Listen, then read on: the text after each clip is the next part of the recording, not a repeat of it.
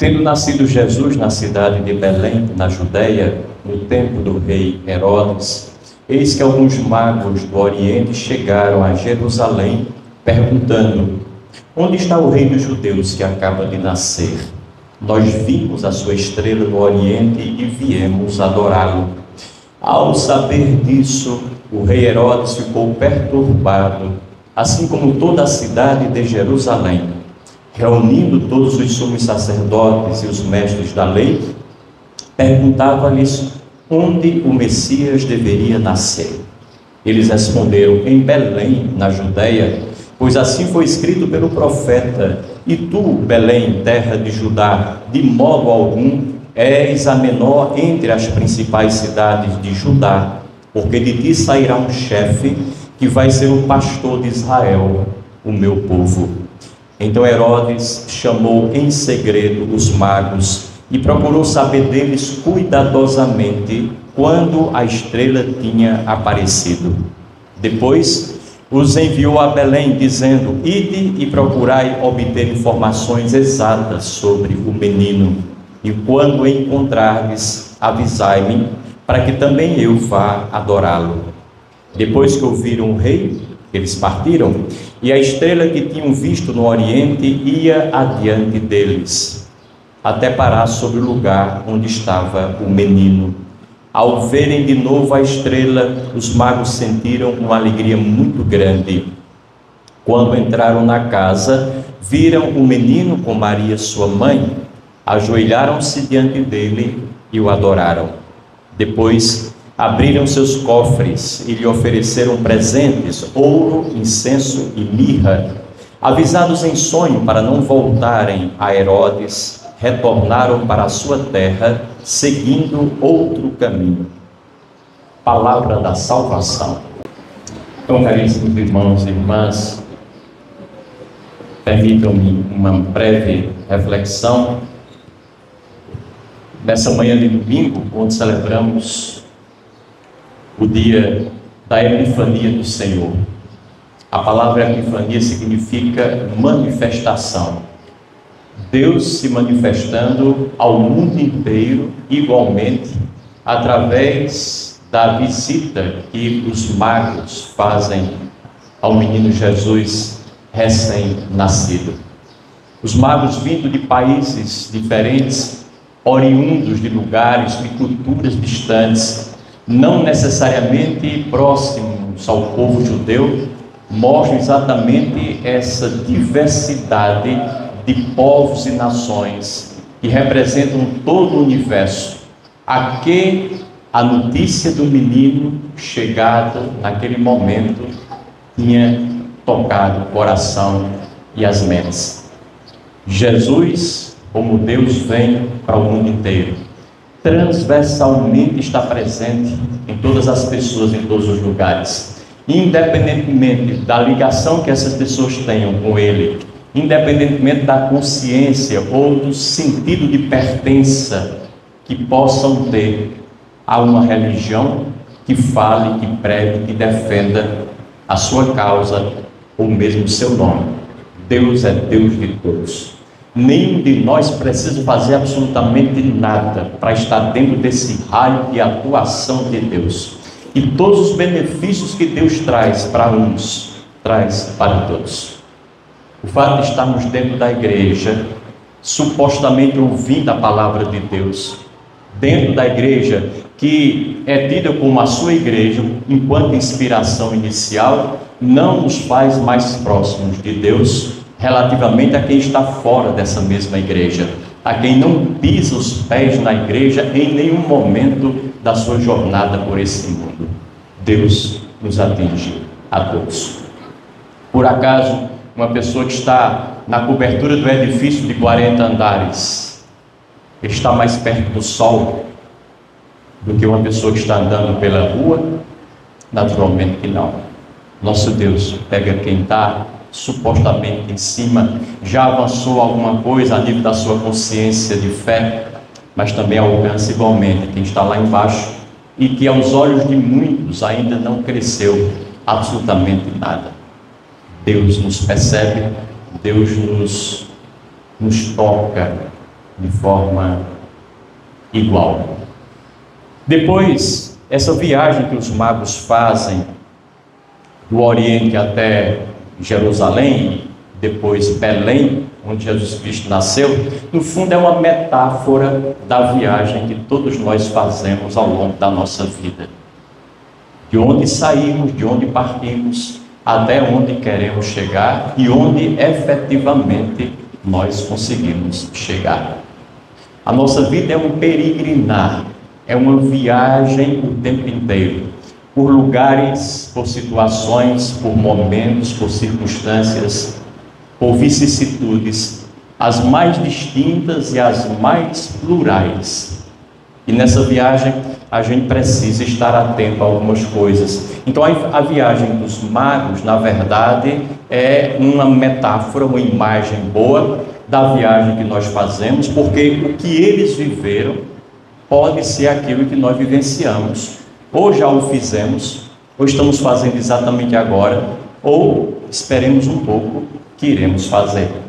Essa experiência dos personagens bíblicos, porque no fundo são figuras seminais, são figuras estruturantes, estruturam a nossa personalidade, são figuras arquetípicas, porque elas estão na origem daqueles que somos os outros todos. Quando a gente olha para um personagem bíblico, seja lá do Antigo ou do Novo Testamento, a gente é chamado a se enxergar nele, enquanto indivíduo ou enquanto grupo. Somos chamados a olhar para eles e nos ver um pouco. Então eles são uma espécie de espelho que nos revelam a nós próprios, nos dão a nossa própria identidade. É claro, um dá um pedaço dessa identidade que é complementado por uma parte que outro vai dando, e assim a gente vai costurando esse tapete de muitos detalhes, Essa viagem é, portanto, a nossa. E qual é a experiência que eles fazem? A primeira experiência é a experiência do deslocamento, do movimento, do Oriente até Jerusalém. Por quê? Porque para chegar onde eu quero, eu preciso obrigatoriamente sair de onde eu estou. Dizer isso para vocês parece dizer o óbvio, mas às vezes é do óbvio que a gente precisa, porque o complicado a gente já tem. Para chegar onde eu quero, eu preciso obrigatoriamente me movimentar, saindo de onde eu estou. Porque às vezes a gente quer chegar a muitos lugares, quer obter muitos resultados, mas não sai da posição cômoda onde a gente está. Não faz absolutamente nada de diferente. E é natural que nós permaneçamos o tempo inteiro nesse lugar. Nossa mente, quem sabe, pode até se adiantar. A nossa mente pode fazer um movimento qualquer, mas o corpo não acompanha. E quando acompanha, vai muito aquém da velocidade, da intensidade, do desejo e da motivação que estão presentes na nossa mente. Vai se arrastando atrás, dizendo: espere por mim, pelo amor de Deus, e a gente não consegue chegar a bom termo. O que a gente não conhece ainda é muito mais do que já nos foi dado a conhecer. Então é preciso que a gente tenha essa ousadia de buscar sempre a novidade. Não é a novidade pela novidade, é a novidade que o mundo nos apresenta o tempo inteiro, recorrentemente. A vida é uma novidade permanente. A nossa rotina, que parece ser a mesma, é que não é novidade nenhuma. E a rotina, quando a gente se enclausura nela, se aprisiona e se habitua a ela, ela tem um grande problema. Ela faz com que a gente acredite que não existe nada além dela. E todo dia a gente só faz repetir a mesma coisa, a mesma rotina, e acha que está vivendo a vida. A nossa rotina é a novidade. Se alguém quer viver uma boa rotina, pergunta todos os dias: o que é que hoje eu percebi de novo quando acordei? E lá mais tarde, um pouquinho, às 6h30, 7h, às 9h, o que é que eu estou vendo de novo? Porque todo dia está saltando a nossa vista, a toda hora, instantaneamente, coisas novas. Essa capacidade de perscrutar, de perceber, de adentrar-se com o nosso olhar, nas novidades que populam diante de nós o tempo inteiro, é o que Deus e a vida esperam de nós naturalmente. Aliás, a palavra bem-aventurado em grego, naquele Evangelho das Bem-aventuranças, significa exatamente isso. Bem-aventurado é aquele que dá um passo, que segue adiante, que sai de onde está, que parte exatamente da situação em que vive. Um passinho só é o suficiente para a gente vislumbrar uma realidade nova. Quando a gente vem para a igreja, está habituado a ficar sempre naquele cantinho ali, por exemplo. Mas um dia a gente chegou e resolveu ficar no outro lado. Mudou tudo. Você já não vê as mesmas coisas. Já não vê as mesmas pessoas. A perspectiva com que você olhar vai perceber a realidade daquele ambiente é totalmente outra. Uma mudança de nada, e acontecem muitas mudanças a partir dela. Deus pede isso de nós, esse movimento de deslocamento contínuo, não só um deslocamento físico, esse é o mais fácil, mas sobretudo um deslocamento mental, um deslocamento espiritual, um deslocamento que é uma qualidade da nossa interioridade. Então, atitudes novas, resultados novos. Atitudes velhas, os mesmos resultados de sempre. Tão simples como isso.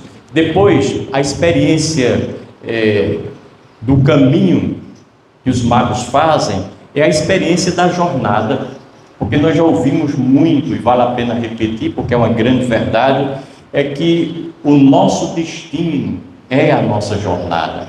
A nossa jornada já é o nosso destino.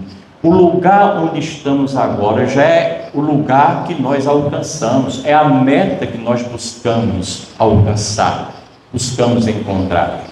Então, nós não sabemos se vamos chegar onde queremos chegar daqui a 5 anos, 10 anos. Podemos fazer muitos planos, mas não temos a menor garantia se vamos chegar lá ou não. Agora, uma coisa nós sabemos, ou pelo menos deveríamos saber: o lugar exatamente onde nós estamos agora. Esse lugar onde nós estamos agora é o nosso destino. Não um destino absoluto, definitivo, mas pelo menos o destino que nós podemos alcançar até esse momento. Esse é o nosso destino.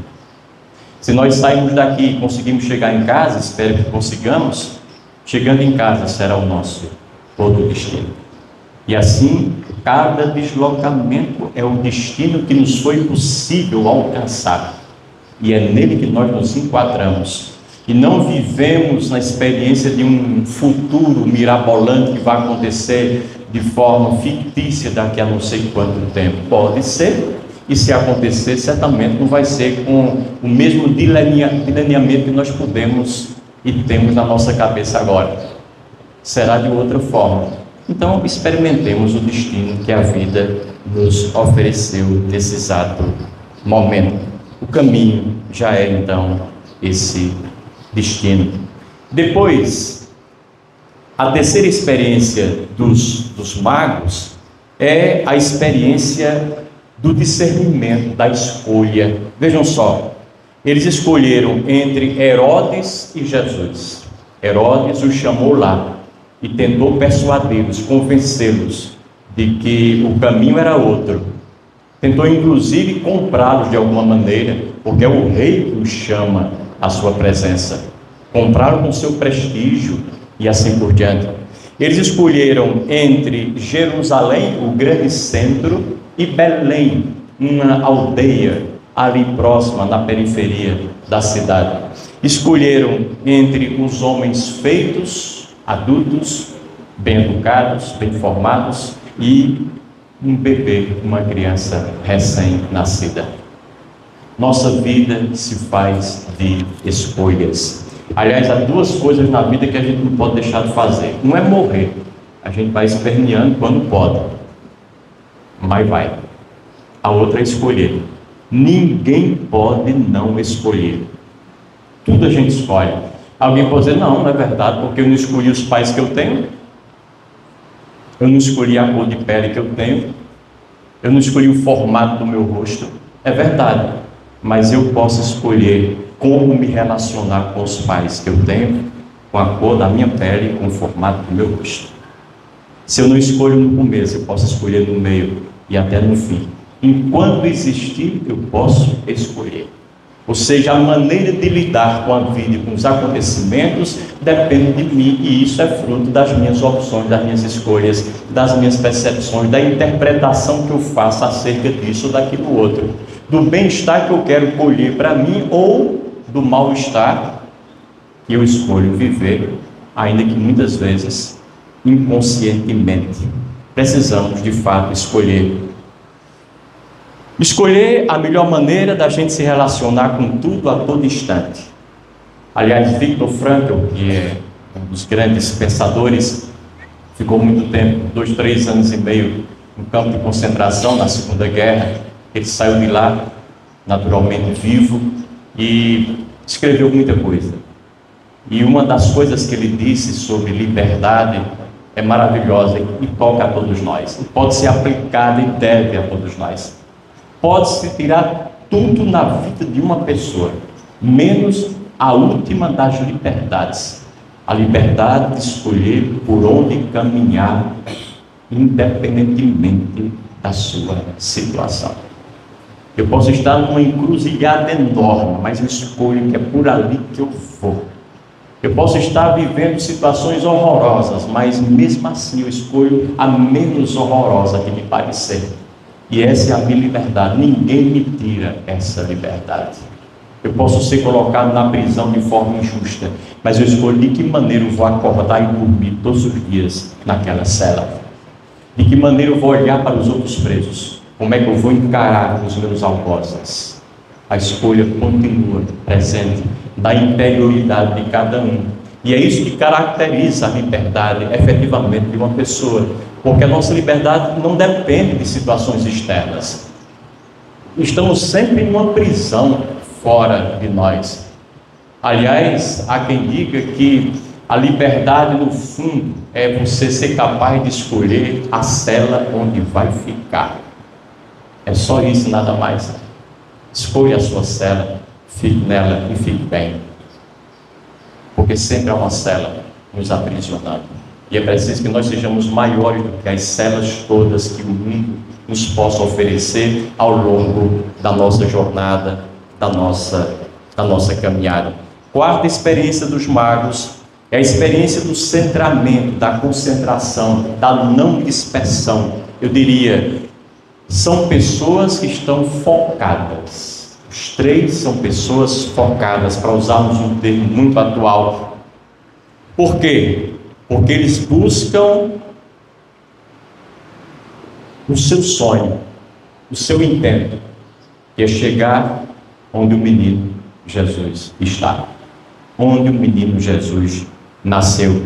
Nessa perspectiva, devemos evitar todo o excesso de coisas desnecessárias, todo supérfluo, para vivermos aquilo que de fato é crucial para nós. Dizia um grande autor que nós deveríamos ter uma espécie de ignorância seletiva. Significa escolher aquilo que a gente não quer, porque é fácil escolher o que a gente quer, mas escolha o que você não quer no dia a dia. Eu não quero isso, não quero aquilo, não quero aquilo. Vai sobrar uma quantidade relativamente pequena de coisas. E mesmo para aquilo que sobrar, você ainda pode dar uma segunda olhada e dizer, eu também não quero isso. Vai ficar menos coisa ainda. O que ficar, de fato, é importante para você. Manter essa seletividade negativa no princípio é muito importante. Vocês se lembram de João Batista, quando mandaram os fariseus, algumas pessoas até ele, os embaixadores, para saber quem era ele. Se era o Messias, não sou o Messias. Se é o profeta, não sou o profeta. Não sou esse, não sou aquele. Ele começou descartando quem ele não era. Quando a gente não se identifica com aquilo que a gente não é, é mais fácil depois encontrar um fio da meada do que a gente de fato é. Então essa ignorância seletiva é muito boa, porque a gente vive hoje uma espécie de doença que se chama, e esse nome é atual, síndrome da fadiga informativa. causada pelo excesso de informações que vem pela internet, pela interação abusiva nas redes sociais. É muita imagem, é muita informação, é muito número, é muita letra, é muita palavra, é muito vídeo. E se a gente não tem cuidado, não sai disso. É envenenado por isso. Então isso causa ansiedade, paralisação, dúvidas, descontrole emocional e também descontrole fisiológico. Porque tudo aquilo que é gerado na cabeça tem uma repercussão no físico da gente. Mais tarde ou mais cedo o corpo também apresenta sintomas, porque nós somos uma unidade, não dá para fragmentar, não dá para partir a pessoa ao meio. Tudo nos atinge como um todo. Então a presença da estrela nos quer dizer exatamente isso, que eles podiam ver tanta coisa, mas decidiram não olhar para nada, nem para Herodes, nem para a sedução que Herodes trouxe para eles e apresentou-lhes, mas continuavam focados na estrela. Focados na estrela. Aliás, na nossa vida, nós só vemos aquilo para o qual olhamos. Nós só enxergamos aquilo e aqueles para quem nós olhamos. Há muita coisa nesse mundo. O mundo é enorme. Tem países e mais países, mais de 200. Tem 8 bilhões de habitantes. Mas isso não interessa nada para nós. O nosso mundo, o meu mundo, o mundo de cada um de vocês é do tamanho do nosso olhar. O que é que o nosso olhar olha, enxerga, vê e traz para dentro de si? Nós somos do tamanho da nossa visão. E as coisas e as pessoas existem mediante a atenção, pequena, média ou grande, não importa, que nós lhes damos.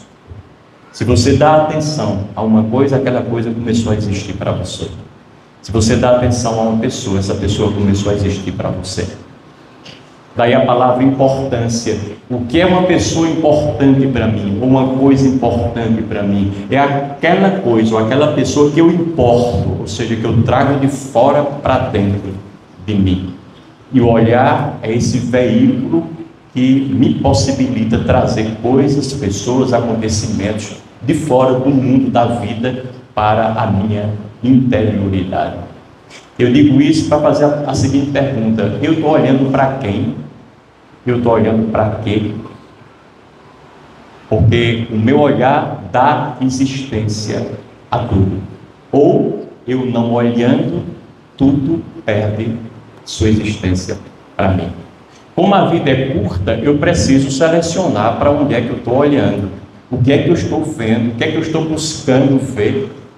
Senão eu me perco num amaranhado de coisas supérfluas, acidentais, aquelas com as quais ou sem as quais nós continuamos tais e quais. Nós não mudamos nada, não avançamos nada. Então precisamos selecionar o nosso olhar em definitivo.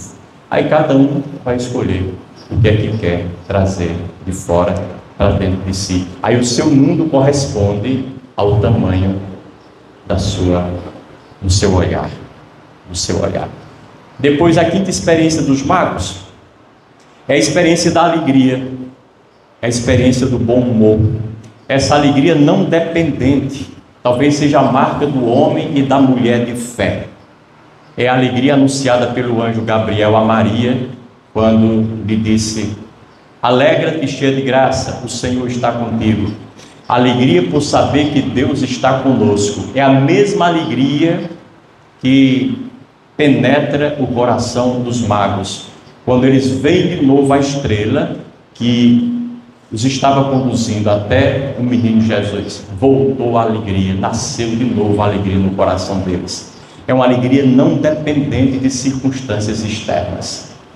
Dom Helder Câmara dizia: depois que Jesus Cristo nasceu, morreu e ressuscitou, nenhum ser humano tem o direito de viver tristemente, porque ele tem a base da sua alegria em alguém que ultrapassou todas as barreiras e limites da vida, inclusive a própria morte, que é aquela que eventualmente nos pode meter mais medo e nos pode assustar mais.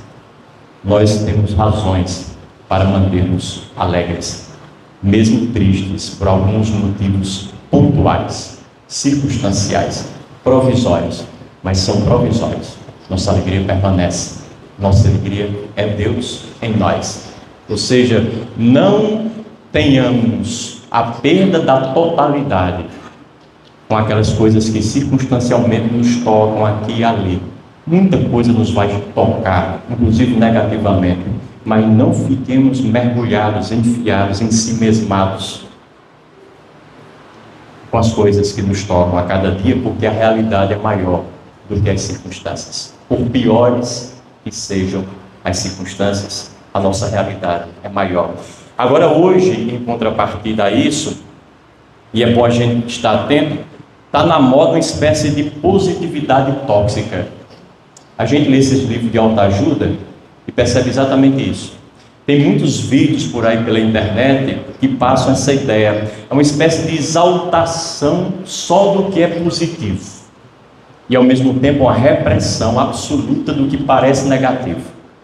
O que é um grande mal também, porque quando a gente fica nessa dualidade do apego e da aversão, apegando-nos àquilo que nos parece bom e ao mesmo tempo virando as costas para aquilo que nos parece mal, essa dualidade não nos ajuda.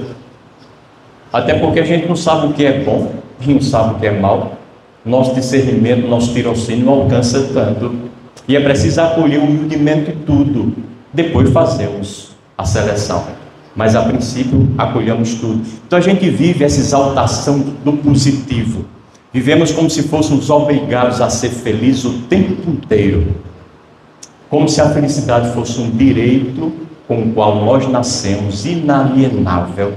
E a infelicidade, seja ela pequenininha que seja, é como se fosse uma transgressão de Deus ou da vida a esse direito que nós temos essencialmente e que nos foi conferido a todos nós. Não, a vida não é assim. Esse é um grande engano, uma cilada, porque ninguém pode ter tudo o que deseja, e a infelicidade é também um direito nosso. Do mesmo jeito que nós temos direito à felicidade, temos direito à infelicidade. Da mesma forma que temos direito aos risos e gargalhadas, temos direito ao choro e às lágrimas. Da mesma forma que nós temos direito à saúde, também temos direito a passar por alguns momentos difíceis na ausência dela. De todas as coisas nós precisamos. A saúde não precisa da doença para nada, mas nós precisamos das duas. E é nessa limitação que a gente tem que a gente vai encontrando o complemento em termos de crescimento de um lado e de outro lado. Porque, na verdade, se alguém é feliz o tempo inteiro, ele nunca é feliz de verdade. Por quê? Porque ele não experimenta o contraditório. A gente só sabe o que é matar a sede com um copo geladinho de água quando a gente sente sede. E quanto maior a sede, a sequidão interna, mais aquela água nos parece abençoada e oportuna. Mas precisamos da sensação contrária. A vida é exatamente dessa maneira. E por último, a experiência da solidariedade real e não apenas a solidariedade intencional. Os magos oferecem primeiro aquilo que eles são, só depois oferecem a Jesus aquilo que eles têm nas mãos. Qual é o primeiro gesto dos magos quando chegam diante da manjedoura? Ajoelham-se, prostram-se. Eles estão dando a eles próprios naquele exato momento. Depois o Evangelho diz que eles abrem os cofres e oferecem o que trouxeram, efetivamente, ouro, incenso e mirra, cada um trazendo alguma coisa do seu lugar, da sua cultura, o que é mais precioso na sua terra e no meio da sua gente. Oferecer aquilo que a gente é algo maravilhoso que deve acontecer na vida da gente. Agora, saber o que nós somos é que é complicado para poder oferecer. Primeira coisa importante, nós não somos aquilo que temos. O que nós acumulamos ao longo da nossa vida pode ser nosso, por algum momento, mas não somos nós. E às vezes nós confundimos o que nós adquirimos com aquilo que nós somos. Um título que seja, uma formatura, engenheiro, é o padre, é o médico. Ele não é, ele está. Ele está. Não podemos confundir aquilo que nós fazemos, a nossa função, ou seja, como nós funcionamos na sociedade, com aquilo que somos nós. Porque vai chegar um dia que você vai se aposentar e vai deixar de fazer o que você sempre fez. Ora, se você se identificou a vida inteira com o engenheiro que você foi durante 45 anos, e depois de aposentado e não fazendo mais nada como engenheiro, e ainda vivendo 20 anos, você não vai ser mais nada. Acabou-se você. Porque você era um engenheiro, você era um médico, você era um padre, você era dona de casa, você era professora. Não, eu sou muito além daquilo que eu faço. Eu sou muito além daquilo que eu adquiro, daquilo que eu tenho, daquilo que eu uso, ou coisa que eu valho. E é por isso que é preciso que nós possamos nos desfazer de tudo aquilo que parece ser a nossa pessoa, a nossa essência, para o que sobrar realmente oferecermos a Deus. Aí somos nós. Aí depois vamos vendo as outras coisas que nós temos em nossas mãos. E eles voltam por outro caminho. Esse é o detalhe final do texto. Avisados em sonho para não voltar por Herodes, eles retornam por outro caminho. É o exercício da mudança. O desafio da gente é construir outros caminhos, porque às vezes os caminhos de antes, os caminhos do passado, os caminhos aos quais estamos habituados, os caminhos da tradição já não nos servem mais. Aliás, nenhum caminho que a gente trilhou ontem à noite serve para hoje. Não deveria servir, pelo menos.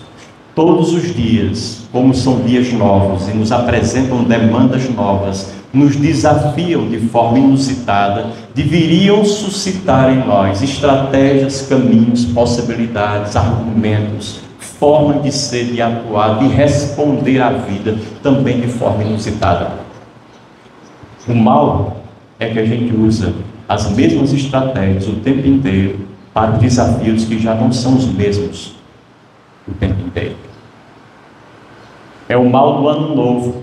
A gente começa o ano novo e só uns 3 ou 4 dias são novos. E ainda estamos com sonhos de mudança na cabeça. Aqueles propósitos que a gente tem na arrancada de um ano novo.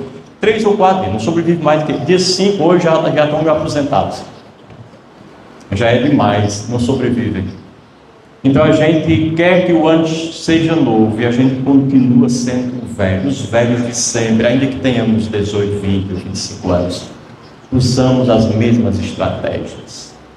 Aliás, é que eu termino, a propósito do ano novo, eu acho que uma coisa boa que a gente poderia fazer era tentar colocar o ano novo dentro de 24 horas, dentro de um dia.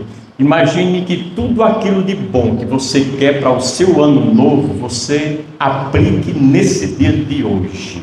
Primeiro do ano, segundo, terceiro ou quarto, não importa, aplique nesse dia de hoje. É claro, salvaguardadas as devidas proporções e os limites da diferença de um ano para um dia, mas aplique naquele dia. Certamente, se você for capaz de aplicar, vai sentir-se entusiasmado para fazer isso no segundo dia, no terceiro dia, no quarto dia, e chegará ao final do ano totalmente renovado, porque cada dia foi capaz de acolher a novidade que você quer para todos os dias. Porque não existe o ano é uma abstração. Existem os dias, as horas, os minutos, os momentos, e a gente fica vivendo a abstração, que é só um recurso pedagógico, e deixa de viver a realidade que se impõe à nossa vida aqui e agora. Termino lembrando a história que eu acho muito curiosa, de dois colegas de trabalho, que também eram colegas de farra, de bebida, sobretudo no domingo, mas bebiam quase todos os dias. E aí os dois bebiam, e bebiam praticamente as mesmas doses de cachaça ou de uísque, bebida forte, destilada. E um deles depois disse para o colega: é engraçado, eu queria saber qual é o seu segredo. Você bebe exatamente o que eu bebo. Eu estou prestando atenção, a gente bebe igual. E você chega no trabalho na hora certa, todos os dias. Mesmo na segunda-feira, que a gente bebe o sábado, o domingo e a sexta. Você chega lá na segunda, cara limpa, na hora exata.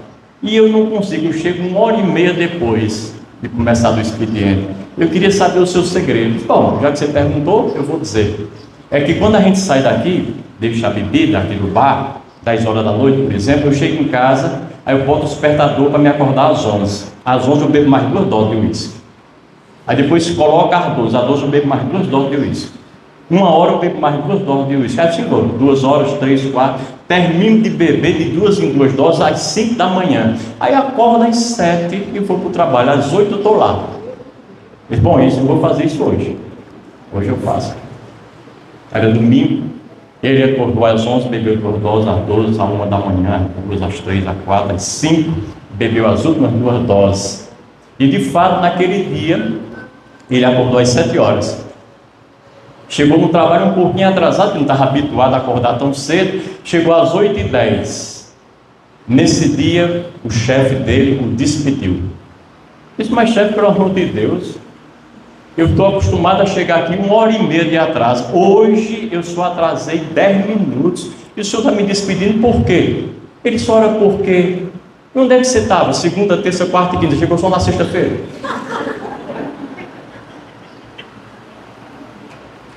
Esse é o nosso problema em relação ao Ano Novo. A gente passa o ano inteiro adormecendo, dormindo, dormitando, cochilando. Aí vai viver um projeto novo, 2, 3 dias na passagem do ano, no máximo isso. E depois tem mais nessa história, não queira imitar o que o outro faz não, porque às vezes uma coisa muito boa para o outro é muito ruim para você. O outro acorda e você não acorda.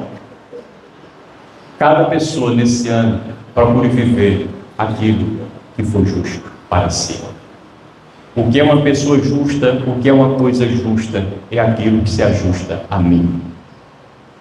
Aquilo que se ajusta a mim não tem que se ajustar ao meu irmão, ao meu pai, à minha mãe, ao meu filho, à minha filha, queridos, ao meu neto. Ajustou-se a mim. No máximo, meu irmão, meu pai, meu filho, meu neto podem usar isso como inspiração. Olhar para mim e fazer do seu jeito. Eu olho para todos e faço do meu jeito. E vou encontrando o resultado que possa ser de fato encaixado na minha realidade e me fazer dar saltos como eu quero viver bem o meu dia, os meus dias e o meu ano. Vivamos cada dia como se fosse o nosso ano novo. E assim o ano, de fato, não envelhecerá. Louvado seja o nosso Senhor Jesus Cristo.